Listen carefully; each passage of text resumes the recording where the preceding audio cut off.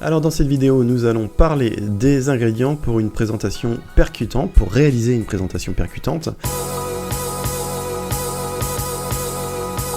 Quels sont les ingrédients pour une présentation percutante, pour améliorer l'impact de vos présentations? Premier ingrédient, la règle des 10-20-30.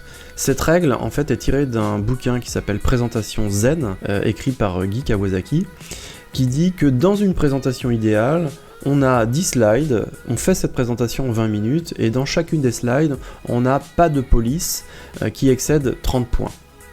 Alors cette règle est un peu rigoureuse comme ça, mais ce qui est intéressant en fait, c'est le rapport entre le temps passé, 20 minutes, avec le nombre de slides, qui donne un bon indicateur sur le nombre de slides que vous pouvez avoir dans votre présentation en fonction de sa durée, et la durée que vous avez pour faire cette présentation. Ce qu'on voit aussi, et je l'ai dit tout à l'heure, c'est que dans les présentations et dans les slides, dans les diapositives des présentations PowerPoint, il y a beaucoup trop d'informations. Et donc là, la préconisation que je vous donne, c'est de faire du vide dans vos slides, de laisser de l'espace. Essayez de tendre vers ce deuxième ingrédient qui est pour moi fondamental, qui est aussi tiré de Présentation Zen, qui est de tendre à ce qu'il n'y ait qu'une idée par slide. Ça, c'est une règle qui est fondamentale. Et si vous n'aviez finalement qu'à retenir une information, un ingrédient de cette vidéo, eh bien c'est cet ingrédient que je vous demanderai de retenir. Ensuite, on va avoir différentes règles qui sont importantes et qui permettent aussi de structurer ces présentations et le contenu que vous mettez dans vos slides. La règle des 7 éléments en fait s'appuie sur des études psychologiques qui tendent à montrer que la mémoire de travail de notre cerveau ne serait capable de retenir que 7 informations au maximum. Et donc quand je vous donne cette règle des 7 éléments, eh bien vous pensez peut-être par exemple aux listes à puces qui apparaissent dans les slides, dans les diapositives, et les listes à puces de 10 éléments, de 12, 13, 14, qui sont dans certaines des slides que vous avez certainement dû voir. Eh bien c'est pas possible. On n'a pas, notre capacité délivrée par notre cerveau ne peut pas faire en sorte que vous puissiez retenir ce nombre d'informations. Donc arrêtons de mettre des listes à puces de plus de 10 éléments, 7 étant un grand maximum. Et Guy Kawasaki va même plus loin dans ce nombre d'éléments, puisqu'il dit que finalement le nombre d'informations que vous devriez mettre dans vos slides, c'est 3. Et 3, c'est finalement un chiffre qui revient énormément. Par exemple, vous prenez la devise de la France, liberté, égalité, fraternité, composée de 3 éléments. Dans le roman célèbre d'Alexandre Dumas, Les 3 mousquetaires, il y a 3 mousquetaires. Je pourrais même vous citer l'exemple de la Coupe du Monde, une célèbre match France-Brésil, et 1, et 2, et 3-0, et finalement c'est des choses qui s'ancrent dans notre mémoire et qui sont très faciles à retenir. Et donc on va tendre à finalement privilégier ce nombre de 3 informations délivrées dans une slide. Alors là on touche à quelque chose qui est très subjectif, mais il faut faire attention aux polices. Les polices d'écriture, c'est vraiment rédhibitoire lorsque vous en avez plus de 3 dans une slide.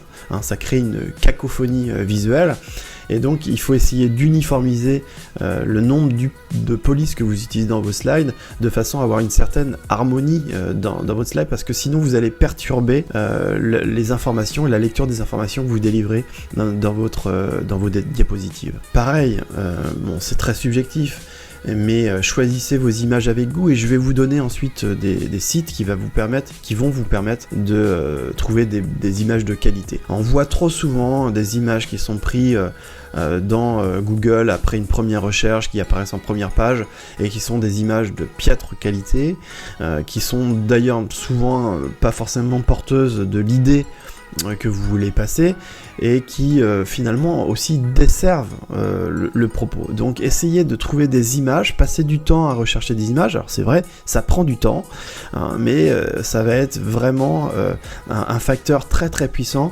pour ancrer les informations que vous passez à votre public.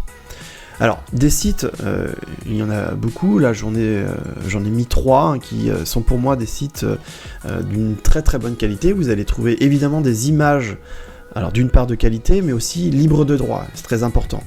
Alors, premier site, c'est Pixabay. C'est une banque d'images assez énorme et qui vous permet de trouver en français, en plus, en recherche français, des images de qualité. Deuxième site que j'utilise énormément, et d'ailleurs les images que vous voyez dans cette présentation sont issues de ce site-là, qui s'appelle pexels.com, et là vous avez vraiment des images de qualité professionnelle et libre de droit. Dans un esprit un peu plus fun, un peu plus rigolo, vous avez Gratiscographie, qui est pareil, un site où vous avez des images de très très bonne qualité, mais qui sont beaucoup plus humoristiques, beaucoup plus fun, et c'est toujours intéressant d'avoir dans sa banque d'images ce type de photographie. Ensuite, vous avez deux sites qui sont très différents. The Noon Project, ça va être un site où vous allez pouvoir trouver des milliers de pictogrammes pour illustrer vos présentations. Et enfin, Canva.com, qui est un logiciel qui permet finalement presque de faire ce que fait PowerPoint, et qui donc permet de faire de la structuration visuelle, de la composition visuelle, avec tout un tas de designs possibles, et pour un rendu vraiment très très qualitatif, et pour un temps vraiment très réduit. Donc je vous invite vivement à aller voir ce site là qui est assez génial. Alors on a aussi des règles dans la composition des diapos qui sont d'ailleurs fortement inspirées des règles utilisées en photographie. Ici vous avez la règle des 3 tiers qui disent que sur les points de force qui sont l'intersection en fait des lignes, donc les 3-4 points que vous avez sur la diapo, et bien c'est ici que vous allez essayer de placer vos informations. Et donc si par exemple j'illustre ça, vous voyez la personne là, sur la photographie regarde finalement que j'ai indiqué, le sens de lecture, voyez, et j'ai utilisé pour ça le chemin visuel. Voyez, quand on lit un journal, on a tendance, et même d'ailleurs une page de Google, c'est comme ça qu'ils mesurent en fait les points chauds dans la page. On a tendance donc à lire l'information de gauche à droite, puis faire une diagonale, et puis ensuite de revenir de gauche à droite, ou voire même de droite à gauche. Et bien là, vous voyez, dans la composition de ma diapositive, en choisissant ma photo, j'ai fait en sorte que le personnage qui regarde comme ça vers le bas, vous fasse aller vers le sens de lecture, ce que j'ai écrit sur la slide. Et bien, vous voyez, ce principe-là, c'est ce que vous allez essayer d'utiliser dans vos présentations quand vous allez mettre des images dans vos diapos. Essayez d'utiliser la règle des tiers et l'association en fait aussi donc du sens de lecture pour donner de la force, de la puissance aux écrits que vous allez mettre dans vos diapositives. Alors tout ce que je vous ai raconté là dans un temps assez finalement réduit, vous allez pouvoir avoir beaucoup plus de contenu et d'informations dans notamment 3 bouquins. Le premier c'est Dan Rohn qui s'appelle Show and Tell, qui est vraiment assez extraordinaire, qui est un tout petit bouquin qui est complètement illustré et qui permet de faire le tri en fait dans ce que sont les bonnes présentations.